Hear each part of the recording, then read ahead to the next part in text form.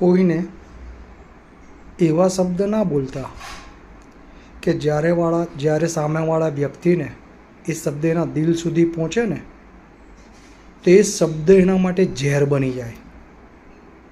કારણ કે કદાચ કોઈના પર હાથ ઉપાડ્યો હશે, માર્યો હશે ને તો એની રૂહ આવી જશે, પણ તમારા પોતાના બોલેલા શબ્દ એના દિલમાં એવું ઝેર બનાવશે ને કે જ્યારે એ ઝેર પાછું તમારી સામે આવશે ને તો શંકર ભગવાને જે હળહળતું ઝેર ઉતાર્યું હતું ને એમના શરીરમાં, કદાચ તમે એટલા દિવ્ય આત્મા બી હશો ને અને એટલી શક્તિ ધરાવતા હશો ને તો બી એ શબ્દ જ્યારે ઝેર બનેલા શબ્દ તમારી બાજુ આવશે ને, શરત મારીને કહું છું, નહીં સહન થાય.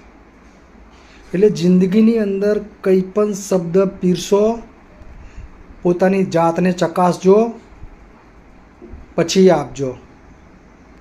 જય શ્રી કૃષ્ણ. મારો વિડીયો ગમ્યો હોય તો સબસ્ક્રાઈબ કરજો.